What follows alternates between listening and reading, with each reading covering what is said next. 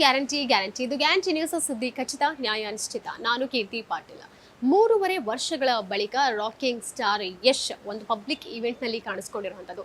ಅಂದ್ರೆ ಈ ಹಿಂದೆ 3.5 ವರ್ಷಗಳ ಹಿಂದೆ ಇನ್ನು ಯಾವ ಈವೆಂಟ್ ನಲ್ಲಿ ಕಾಣಿಸ್ಕೊಂಡಿದ್ರು ಅಂದ್ರೆ ಶಿವಣ್ಣ ಅವರು ಅಭಿನಯಿಸಿದಂತಹ ಬಜರಂಗಿ 2 ಸಿನಿಮಾ. ಸೊ ಆ ಒಂದು ಸಿನಿಮಾದ ಟ್ರೈಲರ್ ಲಾಂಚ್ ಅಂದ್ರೆ ಪ್ರೀ ರಿಲೀಸ್ ಈವೆಂಟ್ ನಲ್ಲಿ ಪುನೀತ್ ರಾಜ್ಕುಮಾರ್, ಶಿವರಾಜ್ಕುಮಾರ್ ಹಾಗೂ ಯಶ್ 3 ಜನನು ಡ್ಯಾನ್ಸ್ ಮಾಡಿದ್ರು. ವೇದಿಕೆ ಮೇಲೆ ಸಿಕ್ಕಾಪಟ್ಟೆ ವೈರಲ್ ಆಗಿತ್ತು. ಅದೇ ಕೊನೆ ಈವೆಂಟ್ ಯಶ್ ಅವರು ಕಾಣಿಸ್ಕೊಂಡಿರುವಂಥದ್ದು. ಅದಾದ ಮೇಲೆ ಅವರಿಗೆ ಫೇಮ್ ನೇಮ್ ಅದಕ್ಕೂ ಮುಂಚೆನೂ ಇತ್ತು. KGF ಸಿನಿಮಾ ರಿಲೀಸ್ ಆಗಿತ್ತು. ಆದರೆ KGF 2 ಕೂಡ ಅದಾದ್ಮೇಲೆ ರಿಲೀಸ್ ಆಯಿತು. ಇದಾದ್ಮೇಲೆ ಯಶ್ ಅವರು ಟಾಕ್ಸಿಕ್ ಸಿನಿಮಾದಲ್ಲಿ ಬ್ಯುಸಿ ಆಗಿಬಿಟ್ರು. ಯಾವುದೇ ಪಬ್ಲಿಕ್ ಈವೆಂಟ್ಗಳಲ್ಲಿ ಅವ್ರು ಕಾಣಿಸ್ಕೊಳ್ತಿರ್ಲಿಲ್ಲ. ಮುಂಬೈನಲ್ಲಿ ಓಡಾಡ್ತಿದ್ರು, ಜೊತೆಗೆ ಗೋವಾದಲ್ಲಿ ಇರ್ತಿದ್ರು, ಹೊರದೇಶದಲ್ಲಿ ಕಾಣಿಸ್ಕೊಳ್ತಿದ್ರು. ಇದೇ ರೀತಿಯಲ್ಲಿ ಅವರು ಒಂದು ವಿಡಿಯೋ ಫೋಟೋಸ್ ಸಾಮಾಜಿಕ ಜಾಲತಾಣದಲ್ಲಿ ವೈರಲ್ ಆಗ್ತಿತ್ತು ಹೊರತಾಗಿ ಕರ್ನಾಟಕದಲ್ಲಿ, ಅದರಲ್ಲೂ ಬೆಂಗಳೂರಲ್ಲಿ ಯಶ್ ಎಲ್ಲಿ ಹೋದ್ರು, ಯಾಕೆ ಎಲ್ಲೂ ಕಾಣಿಸ್ಕೊಳ್ತಿಲ್ಲ ಪಬ್ಲಿಕ್ ಈವೆಂಟ್ಗಳಲ್ಲಿ ಅನ್ನುವಂಥ ಒಂದು ಪ್ರಶ್ನೆ ಇತ್ತು. ಅದಕ್ಕೆ ಉತ್ತರ ನಿನ್ನೆ ಅಷ್ಟೇ ಸಿಕ್ಕಿರುವಂಥದ್ದು. ಯೋಗರಾಜ್ ಭಟ್ ಹಾಗೂ ಕೃಷ್ಣಪ್ಪ ಈ ಇಬ್ಬರೂ ಕಾಂಬಿನೇಷನ್ನಲ್ಲಿ ಬರ್ತಿರುವಂಥ ಮನದ ಕಡಲು ಸಿನಿಮಾದ ಟ್ರೈಲರ್ ಲಾಂಚ್ ಈವೆಂಟ್ ನಿನ್ನೆ ಖಾಸಗಿ ಮಾಲ್ನಲ್ಲಿ ನಡೆಯಿತು. ಸೊ ಆ ಒಂದು ಮಾಲ್ನಲ್ಲಿ ಟ್ರೈಲರ್ ಲಾಂಚ್ ಈವೆಂಟ್ ನಡೆದ ಸಂದರ್ಭದಲ್ಲಿ ಯಶ್ ಅವರು ಅತಿಥಿಯಾಗಿ ಆಗಮಿಸ್ತಾರೆ, ಟ್ರೈಲರ್ನ ರಿಲೀಸ್ ಮಾಡ್ತಾರೆ. ಸೊ ಇವು ನಿಜಕ್ಕೂ ಒಂದು ಖುಷಿಯ ಸಂಗತಿ. ಏನಂತ ಹೇಳಿದ್ರೆ, ಹೊಸ ಪ್ರತಿಭೆಗಳಿಗೆ ಯಶ್ ಅವರು ಅಷ್ಟು ದೊಡ್ಡ ಸೂಪರ್ ಸ್ಟಾರ್ ಆದ್ರೂ ಇಂದು ಸಹ ಸಾಥ್ ಕೊಡ್ತಿರುವಂಥದ್ದು. ಅಂದರೆ ಯೋಗರಾಜ್ ಭಟ್ ಅವರು ಸೂಪರ್ ಸ್ಟಾರ್ ಡೈರೆಕ್ಟರೇ ಇರಬಹುದು, ಜೊತೆಗೆ ಕೃಷ್ಣಪ್ಪ ಅವರು 19 ವರ್ಷಗಳ ಬಳಿಕ ಆ ಇಬ್ಬರ ಕಾಂಬಿನೇಷನ್ ರಿಪೀಟ್ ಆಗ್ತಿರುವಂಥದ್ದು. ಈ ಹಿಂದೆ ಮುಂಗಾರು ಮಳೆ ಸಿನಿಮಾದಲ್ಲಿ ಯೋಗರಾಜ್ ಭಟ್ ಹಾಗೂ ಕೃಷ್ಣಪ್ಪ, ಪ್ರೊಡ್ಯೂಸರ್ ಕೃಷ್ಣಪ್ಪ ಅವರ ಇಬ್ಬರ ಕಾಂಬಿನೇಷನ್ ಇತ್ತು. 19 ವರ್ಷಗಳ ಆದ್ಮೇಲೆ ಈಗ ಮನದ ಕಡಲು ಸಿನಿಮಾ ಮೂಲಕ ಈ ಇಬ್ಬರು ಡೈರೆಕ್ಟರ್ ಅಂಡ್ ಪ್ರೊಡ್ಯೂಸರ್ ಇಬ್ಬರು ಕಾಂಬಿನೇಷನ್ ನಲ್ಲಿ ಮನದ ಕಡಲು ಸಿನಿಮಾ ಬರ್ತಿರುವಂಥದ್ದು. ಸೊ ಈ ಮನದ ಕಡಲು ಸಿನಿಮಾದಲ್ಲಿ ಎಲ್ಲ ಹೊಸ ಪ್ರತಿಭೆಗಳೇ ಇರುವಂಥದ್ದು. ಸೊ ಆಕ್ಟ್ ಮಾಡಿರುವಂತಹ ನಟಿಯರು ಇಬ್ಬರೂ ಸಹ ಹೊಸ ಪ್ರತಿಭೆಗಳು. ಸೊ ಇವರಿಗೋಸ್ಕರ ಯಶ್ ಅವರು ಬಂದು ಒಂದು ಟ್ರೈಲರ್ ಲಾಂಚ್ ಈವೆಂಟ್ ನಲ್ಲಿ ಭಾಗಿಯಾಗಿದ್ರು, ಟ್ರೈಲರ್ನ ರಿಲೀಸ್ ಮಾಡಿದ್ದು.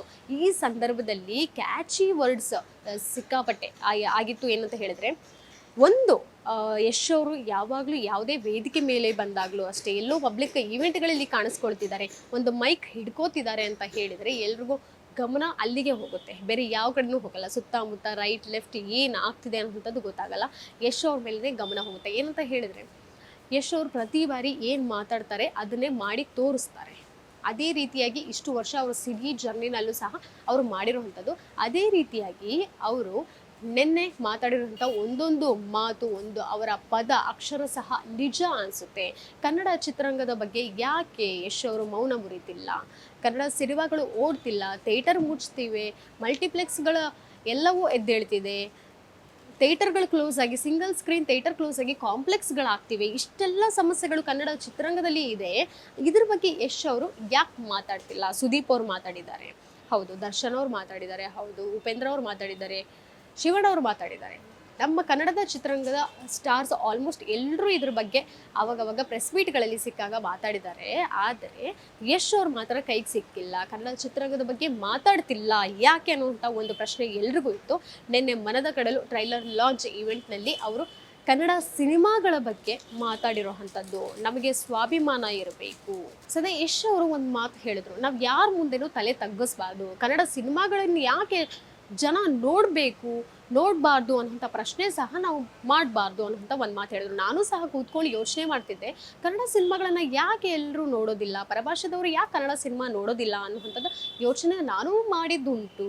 ಆದರೆ ಅದರ ಅರ್ಥ ನಿಧಾನವಾಗಿ ನಾನು ಯೋಚಿಸ್ತಾ ತಿಳ್ಕೊಂಡೆ. ಆ ರೀತಿ ಸಿನಿಮಾಗಳನ್ನು ನಾವು ಕೊಡಬೇಕು. ಸಿನಿಮಾಗಳಲ್ಲಿ ಹೊಸಬ್ರು ಸಿನಿಮಾ ಬಂದಾಗ ಎಷ್ಟೇ ಬಂದ್ಬಿಟ್ಟು ಸಿನಿಮಾದ ಟ್ರೈಲರ್ ಲಾಂಚ್ ಮಾಡೋದಾಗಲಿ, ಅಥವಾ ನಾನೇ ಬಂದು ಸಿನಿಮಾ ಪ್ರೀ ರಿಲೀಸ್ ಈವೆಂಟ್ಗಳಿಗಿರ್ಬೋದು, ಅತಿಥಿಯಾಗಿ ಬಂದ್ರೇ ಸಿನಿಮಾ ಗೆಲ್ಲುತ್ತೆ ಅನ್ನೋದಲ್ಲ, ನಾನು ಬಂದರೆ ಸಿನಿಮಾ ಗೆಲ್ಲುತ್ತೆ ಅನ್ನೋವಂಥದ್ದಲ್ಲ. ಸಿನಿಮಾದಲ್ಲಿ ಆ ರೀತಿ ಕತೆ ಇರಬೇಕು, ಆಳವಾದಂತಹ ಮಣ್ಣಿನ ಕತೆ ಇರ್ಬೋದು, ಜೊತೆಗೆ ಕಂಟೆಂಟ್ ಇರಬೇಕು, ಆ ರೀತಿ ಪಾತ್ರಗಳು ಇರಬೇಕು, ತೂಕವಾದ ಪಾತ್ರಗಳು ಇರಬೇಕು ಅನ್ನೋವಂಥದ್ದನ್ನು ಹೇಳ್ತಿದೆ.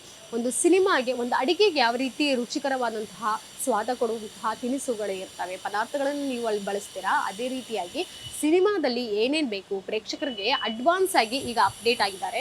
ಸೊ ಆ ರೀತಿ ಅಪ್ಡೇಟ್ ಸಿನಿಮಾಗಳನ್ನು ನಾವು ಕೊಡಬೇಕು ಅನ್ನೋಂಥದ್ದನ್ನು ಸೂಕ್ಷ್ಮವಾಗಿ ಅರ್ಥ ಮಾಡಿಸಿರುವಂಥದ್ದು. ಇದು ಕೇವಲ ಪ್ರೇಕ್ಷಕರಿಗೆ ಮಾತ್ರ ಅಲ್ಲ, ಯಾಕೆ ಕನ್ನಡ ಸಿನಿಮಾಗಳನ್ನು ನೋಡೋಕ್ಕೆ ಪ್ರೇಕ್ಷಕರು ಥಿಯೇಟ್ರಿಗೆ ಬರ್ತಿಲ್ಲ ಅನ್ನುವಂಥದ್ದನ್ನ ನಾವು ಅವ್ರಿಗೆ ಹೇಳೋವಂಥದ್ದಲ್ಲ. ಆ ರೀತಿ ಸಿನಿಮಾಗಳನ್ನು ನಾವು ಕೊಡ್ತಾ ಹೋದರೆ ಖಂಡಿತವಾಗ್ಲೂ ಬಂದೇ ಬರ್ತಾರೆ ಅನ್ನುವಂಥ ಮಾತನ್ನು ಯಶ್ ಅವರು ಬಹಳ ಸೂಕ್ಷ್ಮವಾಗಿ ನಮ್ಮ ಕನ್ನಡ ಚಿತ್ರರಂಗದ ಕಲಾವಿದರಿರ್ಬೋದು, ನಿರ್ದೇಶಕರಿರ್ಬೋದು, ಟೆಕ್ನಿಷಿಯನ್ಸ್, ಪ್ರೊಡ್ಯೂಸರ್ಸ್ ಪ್ರತಿಯೊಬ್ಬರಿಗೂ ಅರ್ಥ ಮಾಡಿಸಿದ್ದಾರೆ. ಜೊತೆಗೆ ಕನ್ನಡ ಪ್ರೇಕ್ಷಕರಿಗೂ ಸಹ ತಿಳಿಸಿರುವಂಥದ್ದು. ಸದ್ಯಕ್ಕೆ ಒಂದಷ್ಟು ಅಪ್ಡೇಟ್ಗಳು ಇವತ್ತು ನಾನು ನಿಮಗೆ ಕೊಟ್ಟಿದ್ದೀನಿ. ಅಂದರೆ ಯಶ್ ಅವರು ನಿನ್ನೆ ಏನು ವೇದಿಕೆ ಮೇಲೆ ಮಾತಾಡಿದ್ರು, ಮನದ ಕಡಲು ವೇದಿಕೆ ಮೇಲೆ ಅನ್ನುವಂಥದ್ದನ್ನು ಇದ್ರ ಕುರಿತು ಇದು ಹೊರತುಪಡಿಸಿ ಒಂದಷ್ಟು ಮಾತುಗಳನ್ನು ಸಹ ಅವರು ಮಾತಾಡಿದ್ರು. ಅಂದರೆ ಅವರ ಹಳೆಯ ನೆನಪುಗಳನ್ನು ಸಹ ಹೇಳ್ಕೊಂಡಿರುವಂಥದ್ದು.